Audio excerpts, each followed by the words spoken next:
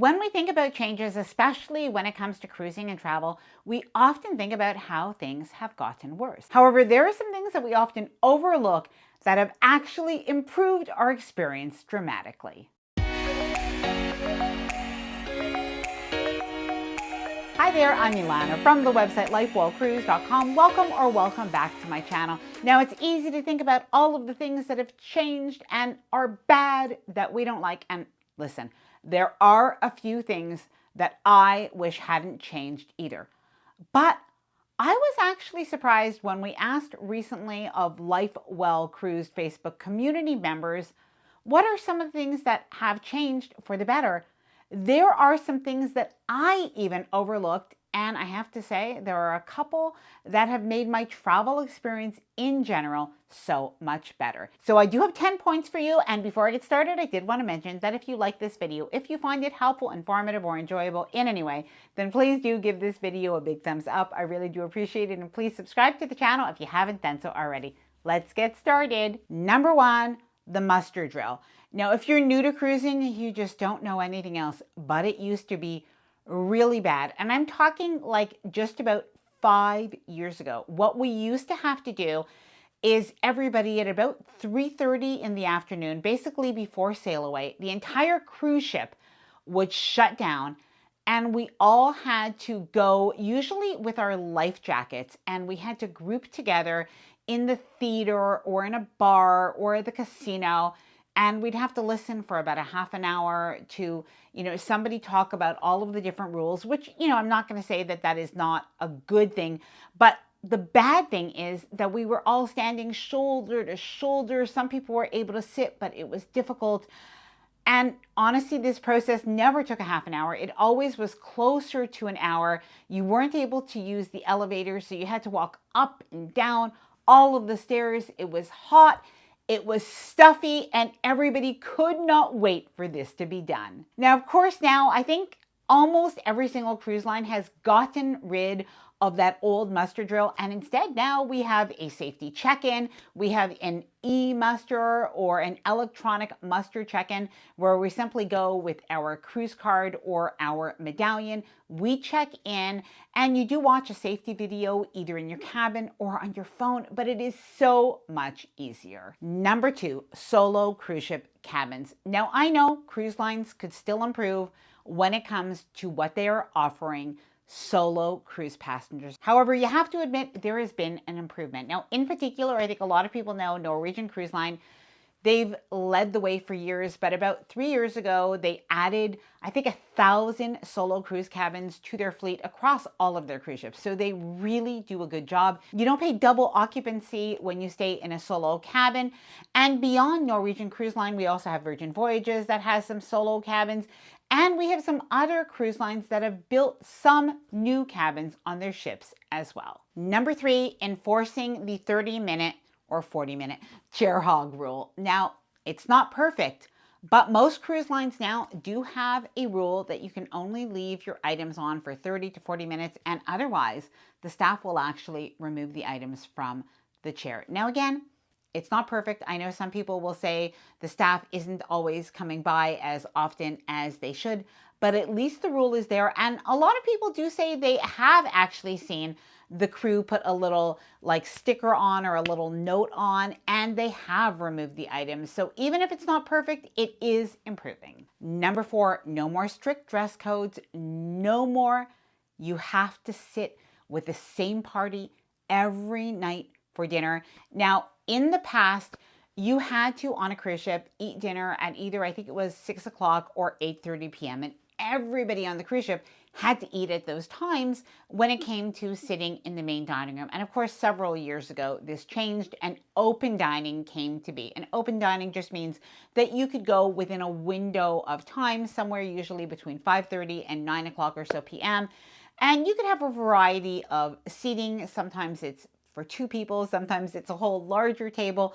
But this did come into effect several years ago. But now there are much more tables for 2 than ever. So for people who do like a table for 2 or a table for 4, just with their own party, that is now available. And for anybody who doesn't like strict dress codes, this has become much more casual in recent years as well. Now, I am saving my favorite, most overlooked one for the end because it's something that we've never brought up on this channel before. Banning Bluetooth speakers. Now, not every cruise line has banned Bluetooth speakers, but not every cruise line had a problem with Bluetooth speakers. So if you've cruised with Carnival, you know what I mean. Carnival has made a series of bans over the last couple of years, and this has included Bluetooth speakers because it seems like some people were bringing these out to the public decks, like the pool deck, etc. They were playing their music loudly, and this really can disturb other people. So even on another cruise line, if you do bring a speaker, keep it in your cabin at a reasonable volume level, but don't bring it on public decks and don't disturb other people. And of course, if you are sailing with Carnival, unfortunately, you have to leave this at home. Virgin Voyages coming onto the scene. Now, of course, this is not a cruise line change, but I think we have to recognize the fact that Virgin Voyages coming in to the cruise space has shaken things up a little bit. For the people who say, you know what, I don't want so much nickel and diming. I don't want to think about having to pay gratuities or, buy a soda package or buy a Wi-Fi package.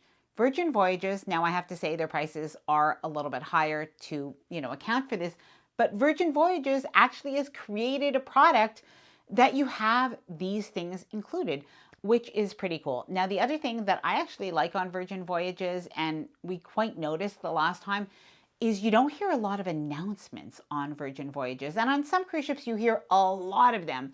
So it really is quite remarkable, the difference. Now, I'm not going to say that Virgin Voyages is for everybody, but personally, I think choice is good, and I'm happy to see them in the mix. Now, speaking of cruise line choices, there are truthfully more than ever. So I know I get a lot of emails with people asking me, should I book with this cruise line or that cruise line? Should I do this itinerary or that itinerary? What do I think even of the price of certain things? And while I wish I could answer everybody, I really can't. And it also isn't my expertise. And so a lot of people do ask me, who do I recommend when it comes to a travel agent? Because a travel agent can be invaluable. They can give you a lot of unbiased advice. And in the case of MEI Travel, which is who we book with and is our travel partner that we recommend to anybody who is looking for a travel agent to help, they do have exclusive deals and promotions with the cruise lines as well. Now, I know it surprises a lot of people, but MEI Travel is a no-fee travel agency. So that means that you're not going to have to pay for their services because they are paid directly by the cruise line. Now, something that I really like is you have a couple of different ways that you can book. If you're somebody who likes to book online and maybe you already know what you want, or you like to search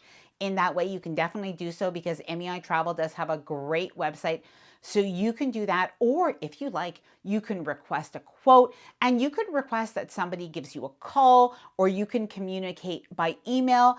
And either way, the important part is you'll get as much support and guidance as you need. Now, they can help you whether you want to book a Royal Caribbean cruise or a Celebrity cruise or a Holland America cruise or a Princess cruise or any other cruise line or itinerary, and even river cruises. And the best part is, in my opinion, they're proactive price tracking. Now, what I mean is if you book your cruise and if between the time that you book your cruise and final payment, your travel advisor is able to automatically have that reduction applied. Now, I will leave a link to the MEI Travel website down below in the description of this video, as well as a pinned comment in case you do want to check them out. All-inclusive cruise bundles. I think that this is my absolute favorite thing, and I wish all cruise lines would offer it. Unfortunately, they don't.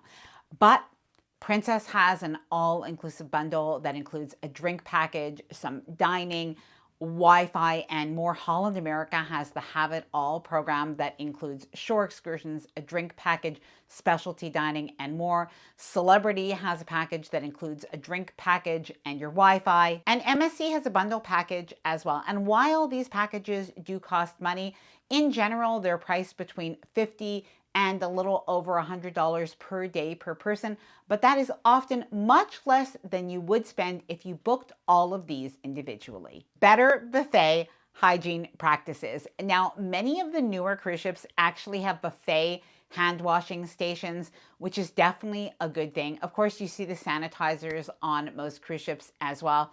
But one of the things that I really like is some of the newer cruise ships are being built with a galley style buffet or an eatery, and basically they are not self-serve. So personally, I prefer a full serve buffet. And if we are going to have these stations, that suits me just fine. Now, please do let me know your thoughts on that. What do you prefer, a full serve buffet or a self-serve buffet, or a more station style? Easier and faster embarkation. Now, maybe this should have been number one, but I'm still saving another one because it's completely overlooked. We never talk about it. But embarkation is easier and quicker than ever. I remember years ago going to the cruise terminal and having to wait maybe 45 minutes to an hour while we were waiting to board. The process just took longer. And now, we were talking about it in our family the other day. We've actually had some cruise ships that from the time we've arrived, like at our parking lot to getting onto the cruise ship, has taken 15 minutes. Improved quality of food in recent years. Now, I know a lot of people don't talk about this, and it may be because we go on, last year we were on 9 cruises. This year, I think I've been on 5 or 6 cruises already.